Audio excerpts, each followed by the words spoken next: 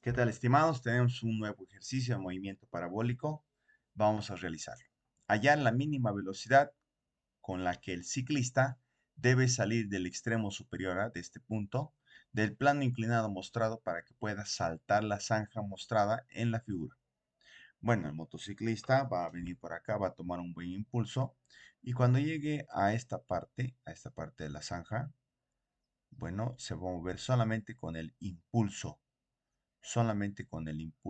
de su movimiento, de la cantidad de movimiento que ha ganado en todo su recorrido, ¿no? Entonces, esta velocidad inicial es la que nos piden encontrar, que como verás es una velocidad inclinada.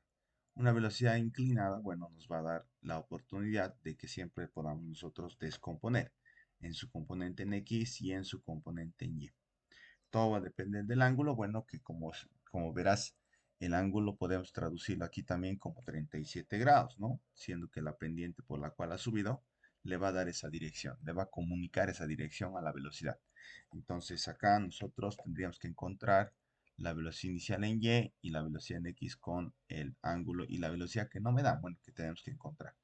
La trayectoria que va a recorrer esta moto va a ser movimiento parabólico incompleto, porque lo que me dice es que va a llegar al piso, a la parte de abajo, ¿no? Entonces, tiene que llegar cabalmente por el borde de la otra superficie, y obviamente no va a llegar así plano, va a llegar así. Primero va a llegar la rueda de adelante y después va a llegar la rueda de atrás, ¿no? Por el peso que va a presentar, etcétera, etcétera. Bueno, es un movimiento parabólico incompleto que está comenzando en una posición inicial. Para este caso, entonces, como los anteriores, nosotros debemos graficar la recta, ¿no? Para poder verificar su movimiento, la recta de la Y y la recta de las X.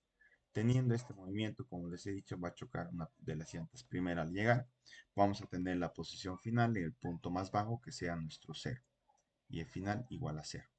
El Y inicial, bueno, como veremos, aquí empieza desde la cornisa al punto más alto A al punto más bajo B, son 8 metros de referencia. Entonces aquí, si bien el punto de abajo es 0 metros en los cuales llega a la superficie, pero va a comenzar desde los 8 metros, ¿no? Desde este punto de acá. Entonces Y inicial 8 y final 0. Bien, la velocidad, como habíamos dicho al principio, la velocidad va a ser aquí una velocidad oblicua, una velocidad inclinada con el ángulo. Bien, además de eso también, fíjense qué interesante, nos dan también la distancia horizontal. Entonces, esta distancia horizontal que nos están dando, ¿qué valor son? Vamos a empezar acá con cero y vamos a llegar a recorrer 16 metros de distancia según nuestro gráfico, ¿no? Y ahí estamos, con todos los datos listos para trabajar. Bueno, lo primero que vamos a hacer es jugar en el eje horizontal, sabiendo de que como un anterior ejercicio que habíamos resuelto, en el eje horizontal, en el eje X, así lo vamos a predeterminar, es posición final igual a posición inicial más velocidad por tiempo. ¿Qué tipo de movimiento estás realizando en el eje X? Estás realizando movimiento rectilíneo uniforme. Mientras que en el eje Y, como estamos jugando con todo su movimiento y tenemos dos posiciones, podremos hacer el análisis vectorial. ¿Qué dice el análisis vectorial? Que la velocidad inicial en Y por el tiempo es más gravedad por tiempo al cuadrado igual al delta posiciones, ¿no? En el eje Y. Entonces, reemplazando, vamos a tenemos 16 metros de posición final, tenemos 0 de posición inicial, tenemos la velocidad en X, no tenemos, así que lo vamos a reemplazar por el tiempo. Y no se puede hacer más nada, a menos de que podamos despejar esto como la componente en X, el componente de la hipotenusa multiplicado por el coseno del ángulo, como habíamos dicho alguna vez. Entonces aquí tal vez pueda reemplazar eso, ¿no? Velocidad inicial coseno del ángulo por el tiempo. Listo, ahí tenemos una ecuación con dos incógnitas. Bueno, tres incógnitas, ¿no? Veamos a ver qué más podemos hacer. Para acá tenemos la posición final, que va a ser en el suelo. El motociclista llega al punto más bajo de su trayectoria, menos la inicial, que serían 8 metritos, igual. Otra vez, velocidad inicial en Y. Bueno, aquí ya tendremos que descomponer de la misma manera, pero utilizando la función trigonométrica seno.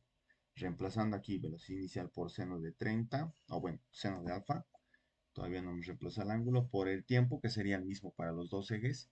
Y como estamos jugando con análisis vectorial por las posiciones, estamos utilizando análisis vectorial. Entonces la gravedad va a ser negativo entre 2 va a ser igual a un valor de 4.9 tiempo al cuadrado.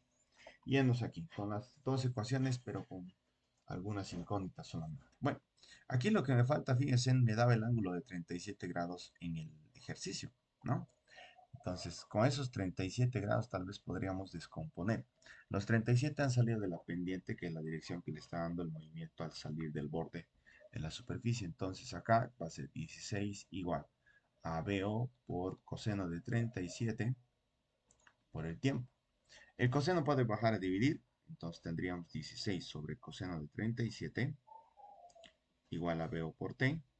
Fíjense ese valor, la hipotenusa. La hipotenusa es BO, ¿no? Entonces 16 entre coseno de 37 va a ser igual a 20.034. 20.034 es igual a BOT. A ver, veamos para qué me sirve esto, porque no puedo hacer más nada.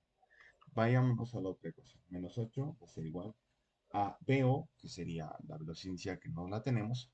Aquí podemos reemplazar el seno del ángulo, así que lo voy a poner al final de mi expresión, de la multiplicación. Seno de 37 grados menos 4.9. Y como verán acá, el seno de 37 se puede saber con la calculadora, es simple, ¿no? Vamos a apretar el seno, vamos a apretar el 3 y el 7 y le vamos a dar igual. Eso nos va a dar un 0.602. Entonces, menos 8 es igual a menos 0.602, perdón, más 0.602 por la velocidad inicial tiempo menos 4.9. Aquí me lo he comido, tiempo al cuadrado, ¿no? Entonces, si se dan cuenta, esta parte de acá, BO por T, está aquí también, BO por T. Miren, desde aquí, aquí está, aquí está. ¿Y qué tal si lo reemplazo? ¿Cuánto vale ese BOT según nuestra ecuación? Vale 20.034. Si lo reemplazo, fíjense, menos 8 igual a 0.602 por 20.034 por 20.034 menos 4.9 t al cuadrado. Fíjense, gracias a ese magnífico reemplace ya puedo encontrar el tiempo. Voy a hacer esto con la calculadorita. Sería 0.602 por 20.034,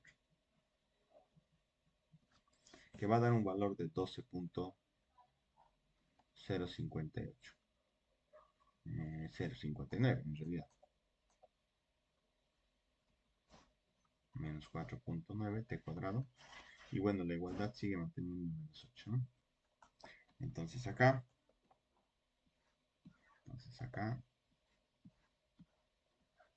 perdón, ahí esto lo vamos a bajar.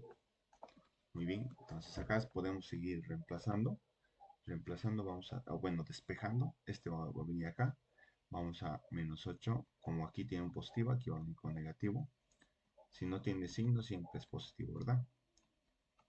Entonces acá vamos a sumar eso, nos va a dar un menos 20.059, del cual vamos a dividir toda la ecuación entre menos 4.9, o sea que acá al lado va a tener menos 4.9 en una división.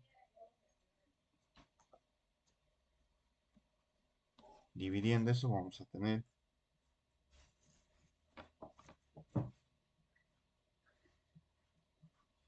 20.059 dividido entre 4.9.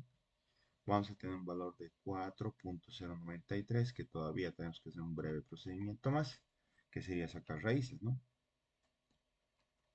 Sacando raíces vamos a tener entonces el valor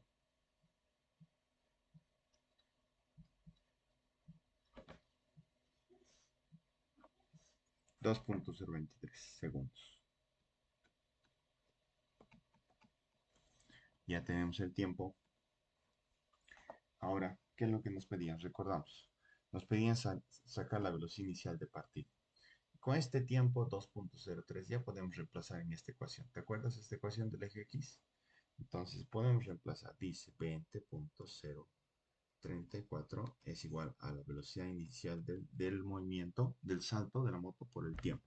Como ya tenemos el tiempo, lo único que tenemos que hacer es 20.034 igual a BO por el tiempo, que es 2.023, ¿no? Que está aquí.